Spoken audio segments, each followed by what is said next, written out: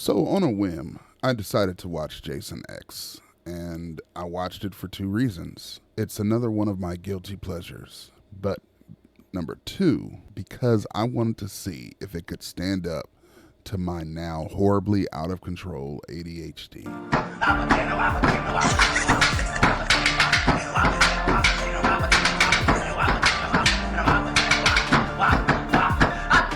And me being me, immediately at the start, I'm overanalyzing a movie they must have put absolutely no thought into making, but I can't help but make notice of the fact that the facility he's being held at is actually Crystal Lake.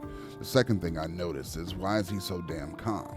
But I realize he is home technically, and as long as no one fucks with him, he shouldn't be ready to get into anything. But then this fucking guard comes in, and Jason knew already he was gonna have to deal with this dude, and sure enough, he puts a damn tarp over his head while insulting him. And then, just like in real world fashion, the government comes in to mess everything up because they know what is best, apparently. Now the doctor who was warning them not to move him has suddenly turned stupid victim by watching a man come flying out of a steel door, literally bleeding, and telling you to get out of here. And the first thing she does is say, "Bitch, is you crazy?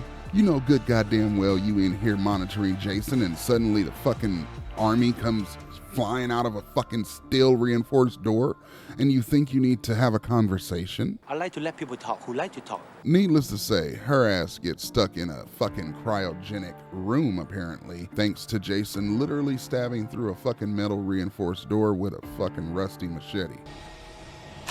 And while we're on it, I really want to know, who stands that close when you're trying to gloat? Why wouldn't you immediately run out and close the even bigger door to ensure that he's contained? So we're at the part of the movie where in walks the cannon fodder. And I hate to love this weirdo class that they got picking them up. And I'm not gonna lie, I had a major crush on Science Girl, an overly sexualized girl. But the rest of them are just background fun for my boy Jason to run through at his own personal leisure. Except for Final Boy and KN over here.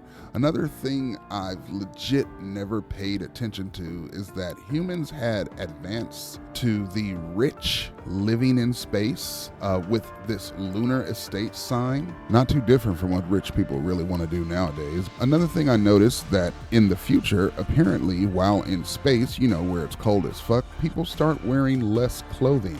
And god damn it, we get to see Jason's face, and wow, they went in on poor Jay. But to follow that up with a man in a nightie while his students pinching his nipples, absolutely diabolical work. But the funny thing is, if you want to actually think of it as funny, it wasn't the freaky professor that made Jason twitch. It was the two teens engaging in intercourse that made him perk up, as they say. And the further they went, the more active Jason got. Her climax was his awakening, and his first kill after the Science Girl is the boyfriend Stony.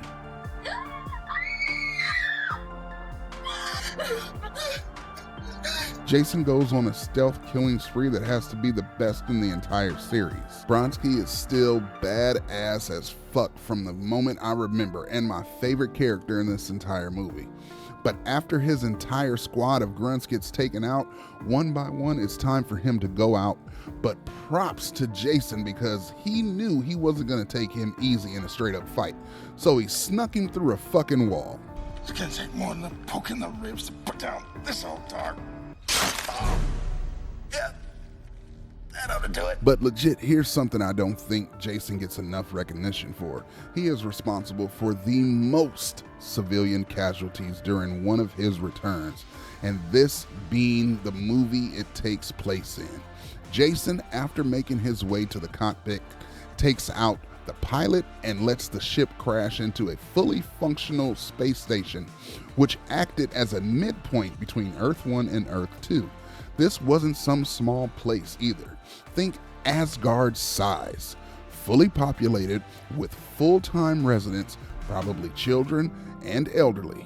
I mean, what other horror villain has reached these numbers? And the weirdo robotics guy definitely did his best acting of the entire movie when he was gearing up with KM. And I never understood this weird relationship they have going on. It's almost like they are role-playing here. So the engineer and the token black guy get to the cockpit and see that the pilot was quite literally eviscerated all over the cockpit. I legit feel like there was no need for Jason to do this. He'd been having clean kills all movie just to suddenly stop and dismember someone. He was having a good time with this just so he could. So the engineer and the token get to the cockpit, and the engineer says some shit that till this day I want to know more about. Lucky you weren't alive during the Microsoft conflict. Hell, we were beating each other with our own severed limbs. God damn, Microsoft. Even in the future, y'all fucking up computers? Now, Doc from the past finds Bronski, who couldn't move with her help. But when she gets the token and comes back for him, this dude is gone without a trace. Him and Jason got something in common. The engineer gets got, and over-sexualized teen gets scared and closes the door. This is the part, guys. In every movie like this, there is always one who you know is going to get people killed, and this dumb ass was the one of them. This was the only death in the movie I was glad to see happen, even though I did have a crush on over-sexualized girl. Not even the greedy teacher that started this whole mess deserved to die as much as she did, and he's the goddamn reason Jason is even on the ship. So now Jason shows up ready to take out Token, Doc Pass, and the Nipple Pincher.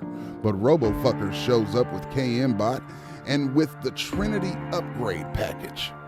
But Jason pulls out the Indiana Jones move on her ass. But don't worry, KM was just playing possum, and now they fighting. And KM does her Power Ranger flip into small arms fire with the infinite ammo glitch. Jason knocks her ass down and is about to cut her head off until Super Bronski appears with a knife to the shoulder. Like that was gonna do something. You could have gone for the throat.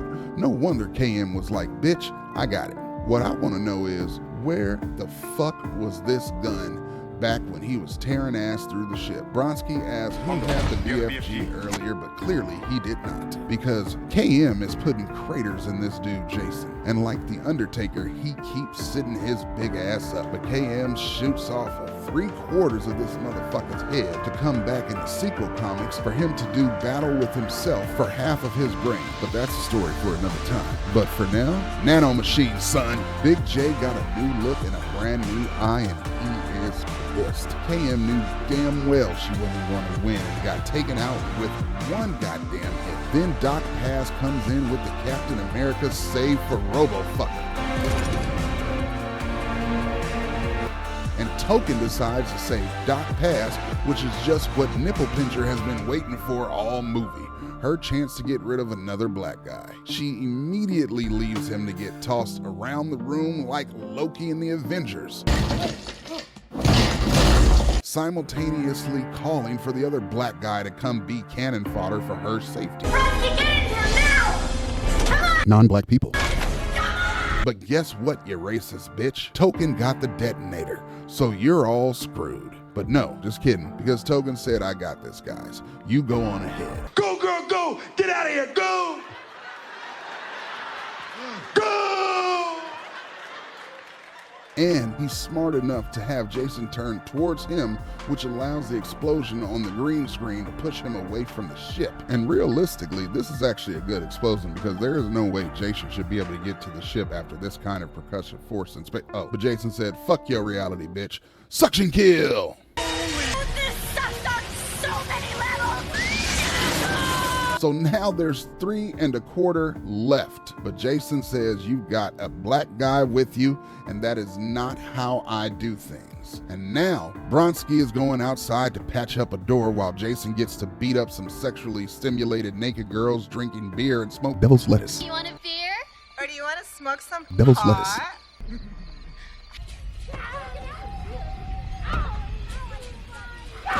lettuce. Just like the good old days.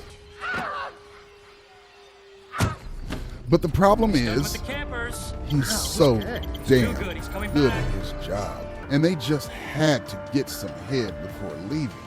But Bronski says, no, I'm the black guy you want. before the ship explodes, sending Jason right back at them. But fuck that noise because Brodsky said so. And you wouldn't believe in the comic series this motherfucker actually makes it to Earth. With all of that said, I'm gonna say yeah, this fucking movie held up. It is absolutely stupid and a 100% thrill ride all the way start to finish. Whether you are watching this ironically or you legitimately just secretly like Jason X, this movie is a fucking laugh a minute and fun to watch. Is it scary? Hell no. This is science fiction horror at its finest. Camp, cheesy, and great to watch. So, with that said,